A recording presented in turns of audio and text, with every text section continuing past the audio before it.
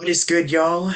This is Robert Jackson, and thank you for tuning in to Station Square. And today, we're going to be chatting with somebody who's been in the industry for a while, and I know that there's been a lot going on, as you can see with their lovely background, custom background. And I have posters in my booth behind me, so it's all good. We're just, it's pretty chill. It's just going to be one of those episodes where we're just going to chat and talk about, what's been going on and, highlight their career and whatnot. But enough stalling. We have Miss Linsay. Linsay Linsay. Rousseau. I'll say it for you. Linsay Rousseau. Yeah, I'm just going to say because I'm usually really terrible with last names, so please bear with me. But thank you for joining me for this morning's Absolutely. episode. Thank you so much for having me. Yeah. So I know that everything's kind of been like I know that you've in particular have been really busy with a lot of stuff. Not the least of which, because I know we were just exchanging emails and stuff that you're gonna be you're preparing for Comic-Con that's gonna be next weekend Yeah. and everything that you've been up to these days. So I guess to start with this, I guess we could just talk about how this year has been for you. Like, I know we're in 2023. It's now July, which is insane. I, Um, I can't believe how s- fast this year has gone. yeah. So how would you describe like how the first half of 2023 has been like for you? Like Um, just to give a quick little retrospective. yeah. I mean, honestly, it's been really good so far. I mean, obviously with all the chaos in what's been going on has been something that we'll be keeping an eye on. But because I work in so many different areas within the world of voiceover, I stay pretty busy because, this day and age, if you want to make a living, you have to be able to do all of it. It's like as much as I love video games and they're my true passion, commercials pay really well, and I have a lot of repeat narration clients, and I do dubbing work and promo, and so a little bit of everything. So I've been very lucky this year that things have been pretty busy, and I have some pretty big games that I've worked on, which obviously I can't talk about. But if you follow me on social media, you'll see it when I'm allowed to talk about it. But yeah, all in all, I can't complain about work. Obviously, what's been going on within the industry on a larger level, because I'm on the board of directors for the National Association of Voice Actors, and I'm also on the SAG-AFTRA board, as well as their video game committee. And so that's where a lot of my busyness has been, as we're really kind of we've been the ones who've really been this driving force behind raising the alarm about the threats of artificial intelligence, AI. And so that's been taking up quite a bit of work. And as you mentioned, Comic-Con, I will be moderating a panel at Comic-Con that is going to be talking about just these things. Yeah. So I guess this is kind of like a sneak preview of what to expect when people like when the panel is coming up and as we're Yeah, discussing about the very things we're talking about on this podcast. So yeah, yeah. it's pretty fun. It's here's your little. I guess this is your little treat, like appetizer to tie you over before I guess the main we get to the nitty gritty next Right. weekend. Yes, exactly. Yeah. So I'm happy to. So if you are going to be at Comic-Con, we are having a panel called AI in entertainment, the performer's perspective. We've got an amazing group of people on the panel. We're going to have Ashley Birch, who you will know as Aloy from Horizon Zero Dawn, Horizon Forbidden West, also from Mythic Quest. We have Sissy Jones from The Owl House and Transformers Earthrise, a BAFTA award-winning voice actress. We also have Tim Friedlander, who is the founder and president of NAVA. And we have Zeke Alton, who is known from the Callisto Project and also on the board of directors for NAVA and on several of the SAG-AFTRA committees as well. And so I think it's going to be a really good talk. We've been really promoting it on social media and within media outlets, as you are aware, and been getting a lot of really good feedback. So we're hoping that we're going to get a really good turnout for the panel, and especially get news coverage of it, both before and during after Comic-Con, because especially within video games, it's really important that the studios understand that this is a crucial issue for us, and we're not going away. So we're here to fight this fight, and our coalition just keeps growing bigger. We are one of the founding members of UVA, which is Unite Voice Artists, which is a global community, including organizations from France and Spain. And so this has really become a global movement, and it's been really exciting to kind of be on the forefront of this. Yeah. And it's hard to tell how it's going to affect the industry moving forward because, as we all know, the future can be an unpredictable mistress. Absolutely, absolutely. Yeah, it's really hard to yeah. Because, like, as we've seen in these last couple of years, it's not a guarantee where everything's going to go in the future. No, and that's the thing, and is if we don't take measures to protect ourselves now, the game will be lost, because it'll be too Boy. late to try and fight this in a couple of years, because the technology is here now. It is moving very quickly, and especially in entertainment, voice actors so far the ones bearing the brunt of the damage that AI can cause. If anyone's been paying attention to the Twitter sphere and the news, last week, one of the big things we were dealing with is it was revealed that the modding community is huge, and we have nothing against the modding community, but it was revealed that there is now free software out there to create AI voices of characters, and this was specifically for Skyrim. There's a Skyrim mod out there that people have been using this program to create AI voices of specific characters and use them in what can only be described as pornographic content. And as a voice actor, that is very, very upsetting, because that's our voice. It may not be our likeness, that might be the video game company's character, but it's our voice, and it's like now it's being made to say things that we don't consent to. And right now the laws are very sketchy about whether we even have the right to say, to send a takedown notice. And so we're really having to dive into the legal nitty-gritty of what protections are there, if any, and what are things that we can do legally or in the political realm to try and enact some sort of protection for us. Oh, yeah. Like, it's been insane. Yeah, especially like if you've been keeping up with the social media. Like, I'm pretty sure that a lot of us are aware of this by now, but yeah, let's just say that um taking somebody's voice without their permission and using it for, like, say a song cover or like saying inappropriate like stuff, it can be very damaging because you don't know because like you're you're putting somebody at risk. Like, it's someone's livelihood, and it can lose jobs, and it can definitely be very, very damaging. And as we've seen, like, last weekend, yeah, just it's so Yeah, not and then fair. yeah, and Yeah. then there, when actors speak out about it, they Yeah. unfortunately face backlash. A very prominent voice actor last week had posted about how there was a video Yeah. out there Yeah. that she did not consent to AI for her voice, and she ended up quitting Twitter because the amount of harassment and trolls that she was dealing with in response to her post was just overwhelming. And it's like, guys, we understand that it's fun for people to make these videos, to make these mods. And, back in the day, mods, they just took dialogue that was already recorded and, messed it up and placed it around. But now we're creating new dialogue.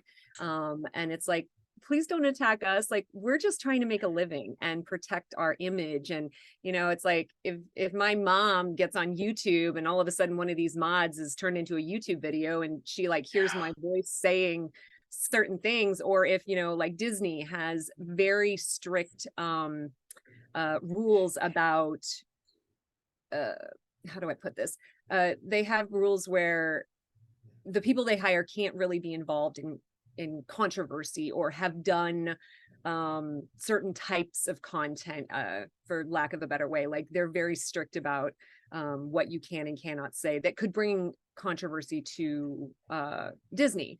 And so it's like, if you're trying to, if you've got a job for Disney and all of a sudden they find out, oh no, there's this video of you saying these horrible things, like you could lose that job. And so this is what we're trying to communicate to the community at large, that we don't want to like rain on your parade of creating fun videos.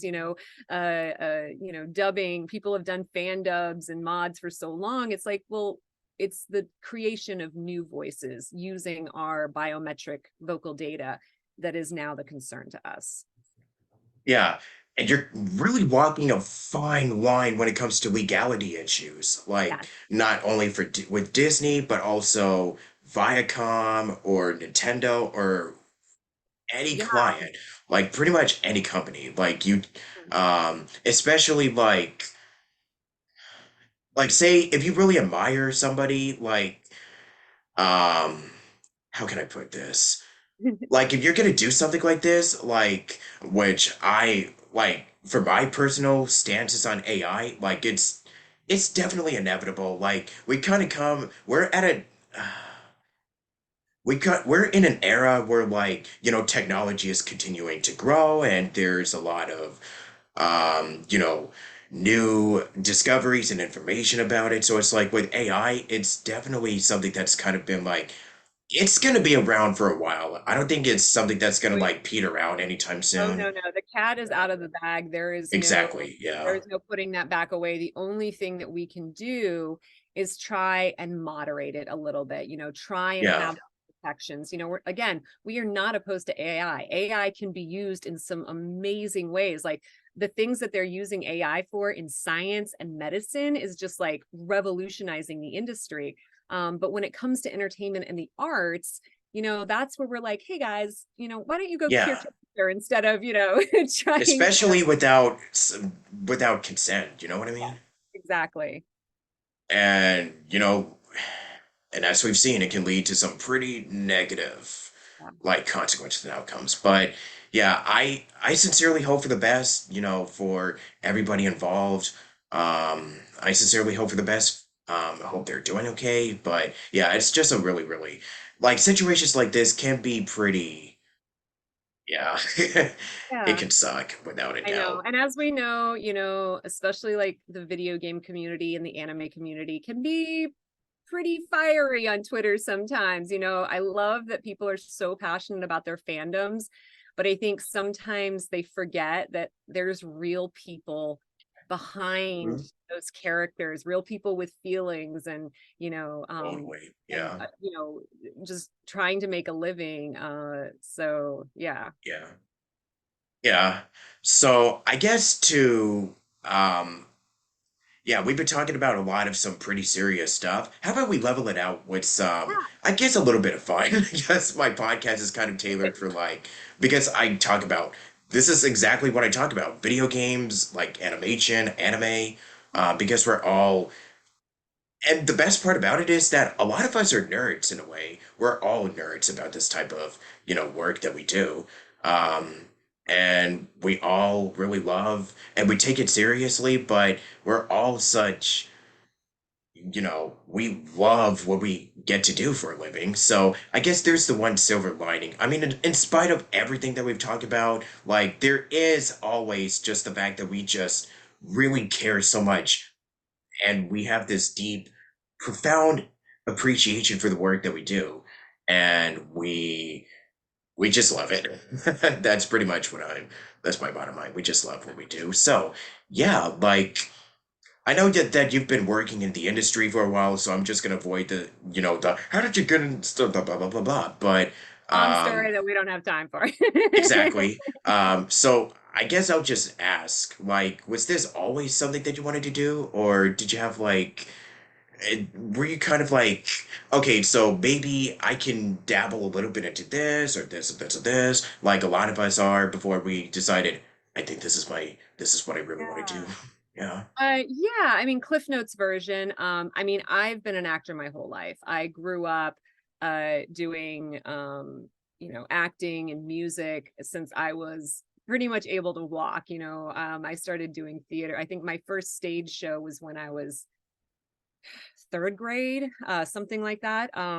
And then was a very competitive musician for all the way through high school, and then college continued to do theater and music, even though I studied something else. And and then I joined the army, and I did that, and then served a year in Iraq, and then didn't really know what to do with my life. And so then I went and pursued a master's degree in journalism, and I did that for a while, and then just kind of was my mental health was not doing very well between the stress of, I was investigative reporter. So the stress of the stories I was working on, the stress of, PTSD from my time in Iraq was just really taking its toll on me. And so I made the decision to quit and go back into theater, because that's what I grew up doing.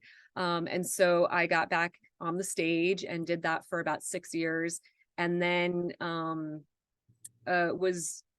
got into gaming. And so I, had a little more, I was working multiple jobs, but like playing games was my relaxation.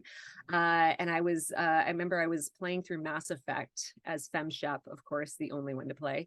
And I was just blown away by Jennifer Hale's performance. And I'm sitting Yes. there playing this game, and I was like, this is what I want to do. I want to do this. Also, for those of you who don't know, theater doesn't pay very well. So I was substitute teaching. I was teaching private singing lessons. I was working other side jobs. It was rough. And so I was lucky that I had a friend whose husband was a sound designer for video games. And he helped me make my first demos. He introduced me to the agent that he went through for casting. And so then I got into specific voiceover training, because it is a different medium. Acting is acting and the fundamentals are the same, but you really have to know how to adapt to the medium in which you are working, theater, voiceover, film, television. And work started to do well and pick up to the point where I needed to stop doing theater because it was starting to conflict. And then, after doing that for several years, I realized, I really like this. I think this is what I want to be doing. If I want to be serious about this, I think it's time to move. I was living in the San Francisco Bay Area at the time, and I was like, you know what? I think it's time to make a move. And so in 2016, I decided to move to LA, especially because this is where 98% of video game production happens, at the AAA level. And so I made the move to LA, and the first couple of years were really rough, working lots of side jobs and hustling and training and auditioning. And then, each year kind of was a little better than the previous, a little better than the previous. And then till finally I realized, I was like, oh, hey, I'm actually making a living at this. I don't have to do these side jobs anymore. And that was a really empowering moment for me. And, and this is such an unpredictable industry. It's like, it could all go away tomorrow. So you really have to be grateful for the opportunities that you have when you have them, and you can't take anything for granted. So, yeah. Oh, totally. Yep. And I know that you mentioned being in LA. It's like, as somebody who is also actually around, I'm closer to Orange County, but I'm still around like the central LA area, like 15, 20 minutes away from downtown.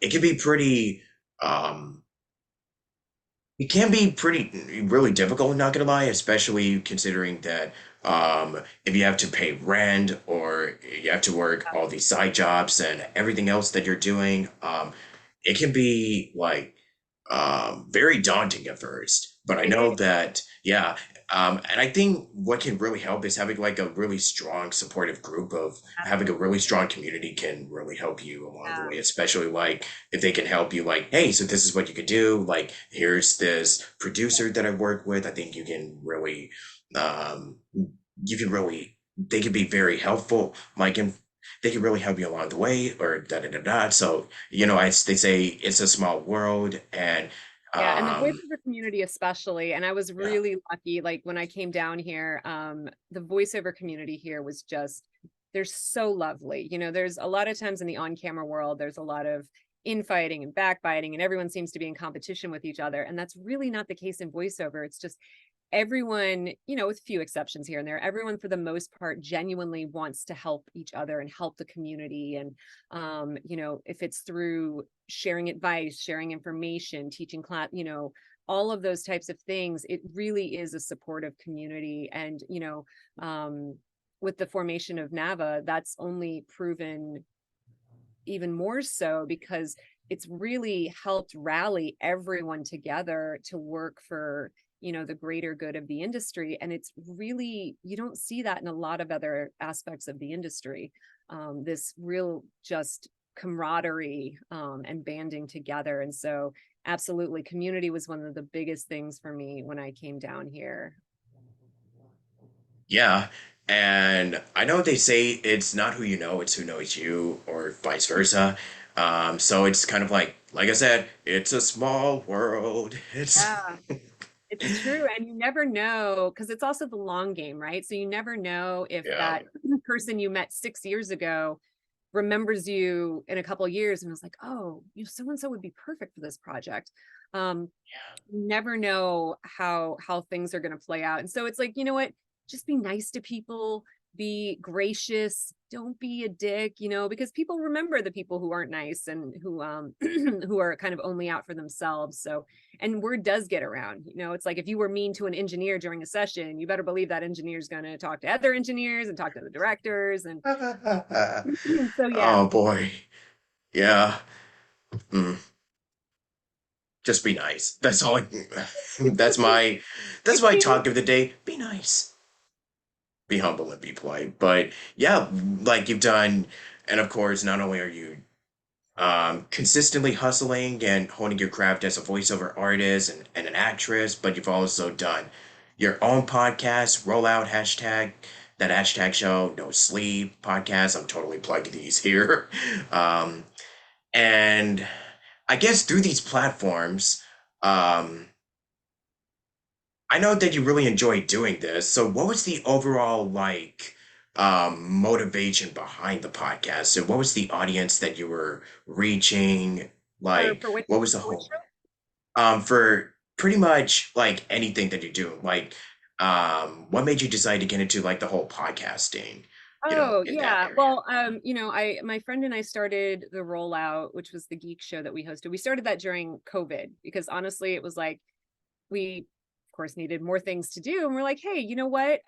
Especially as women, we still are a minority voice in the geek community. And still a lot of us face a lot of harassment, either, female Twitch streamers are often facing trolls. And, so it really is important for us to have a female voice out there in the geek community. And we really wanted to take a look at different shows and movies and stuff from a female perspective, and break things down. And so my friend Genevieve Marie and I started the show, and we didn't really have a specific community in mind, except that like we wanted to be a voice for women and queer people within the geek world, because it is still very much male dominated.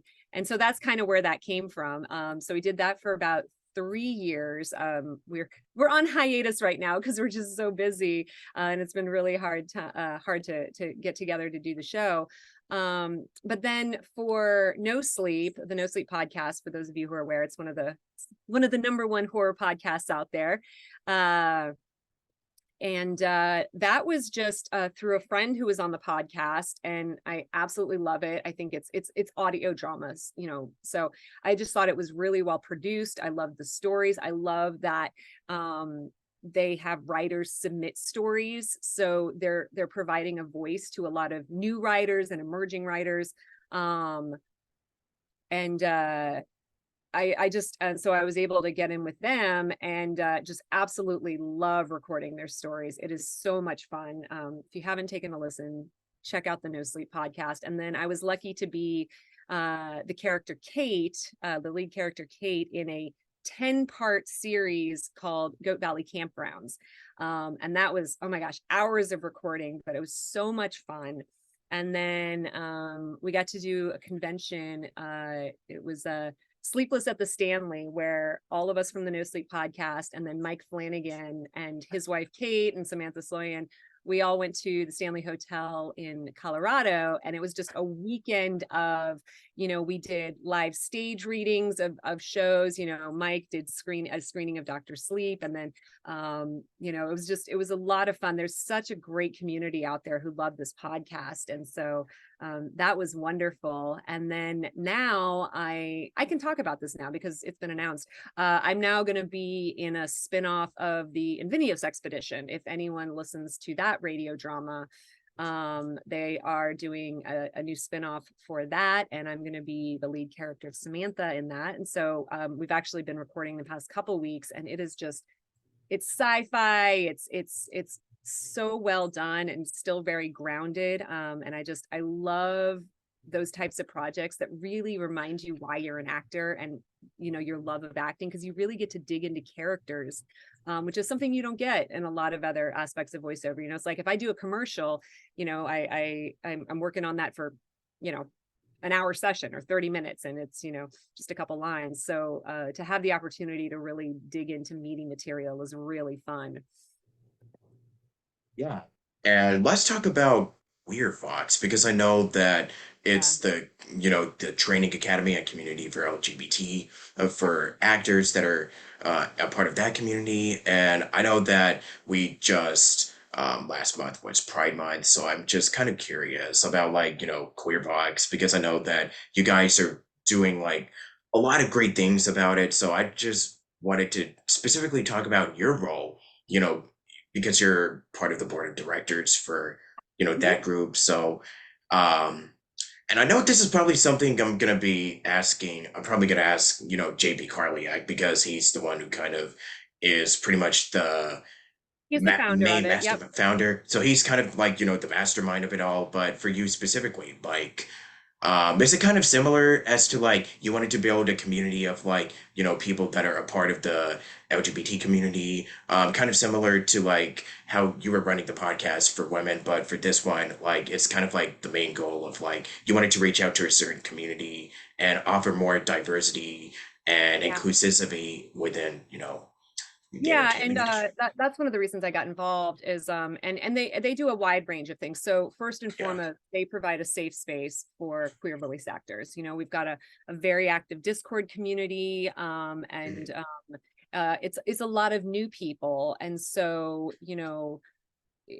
dealing with issues of how are queer characters represented in entertainment, and we kind of have a two-part thing that we do. We provide education services, and one of the things that we do that's very unique to our group is that we have a sliding scale, because we know for people who are just getting into this industry, finances can be tight. So we have a sliding scale, and it's basically pick the tier that you can pay. If you can afford to pay the full rate for the class, please do that. If you can't, we get that. We also offer scholarships. And so we're really expanding that side of the group as well. And we're trying to provide more services. We also do consulting work. So we have been hired to consult with studios to talk about how they can properly represent queer characters and especially trans characters in entertainment. And so we've provided consulting services for them. We've talked to agents about how they can help support their talent who are queer. And then we also have our database. So we have a database of, gosh, I don't even know how many people it is right now, but for people who identify as being on the queer spectrum, we have a database for where casting can go.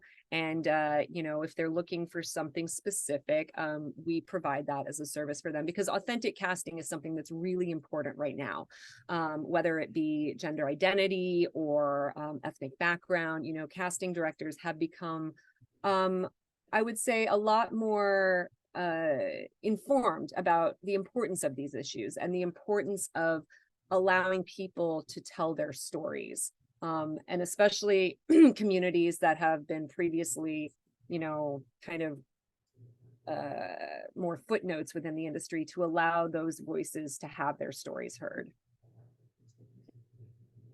Yeah, that is really nice. And you guys have been working really hard, and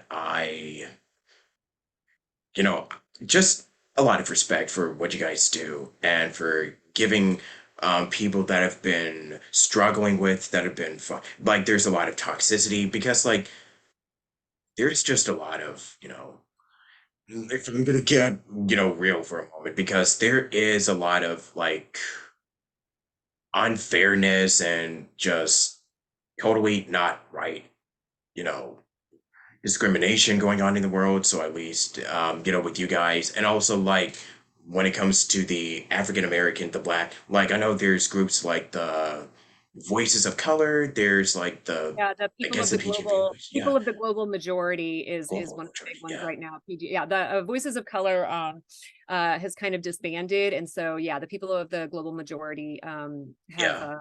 and we work very closely with those other communities. And there was even talk at one point we were trying to see, well, can we have one master database of and there's also voice actors with disabilities. We're like, can we have one master Oh database yeah.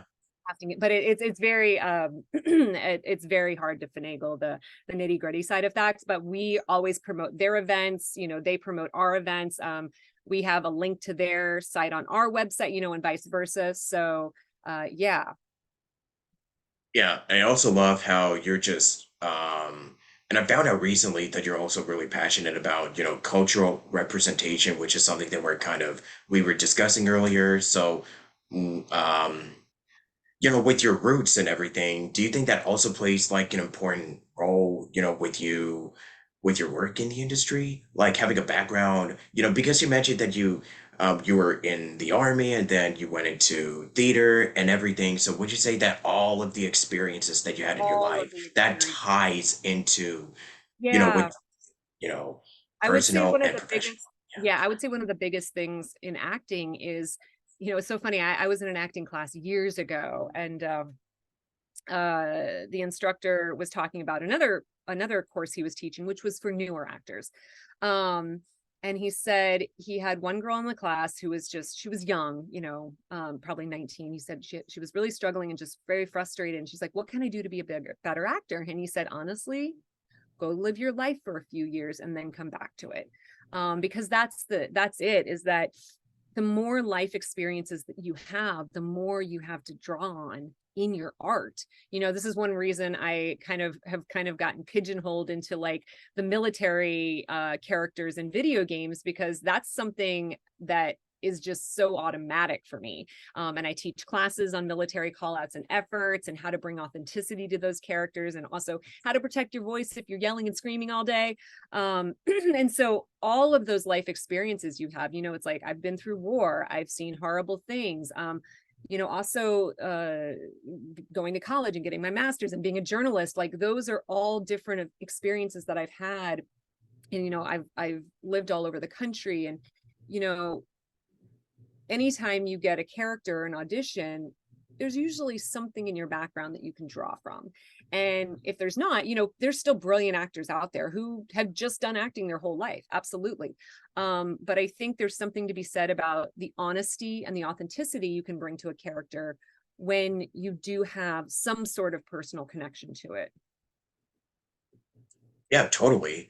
Um, so, and speaking of I guess geek nerd stuff. Like I know that I was looking over your website and it's at the very bottom of your bio of your about section. It's I noticed that as the doctor would say, space for all. So I want to ask, I take it that you're a Doctor Who fan? Doctor Who fan. That is, I mean, I have many fandoms, but I am a Whovian. I am such a big fan of Doctor Who. And Nice. I know a lot of people think it's silly and campy. And a lot of the OG episodes very much are. But for me, I'm very much an escapist. And I do love sci-fi and fantasy, and I love darker stuff like The Expanse.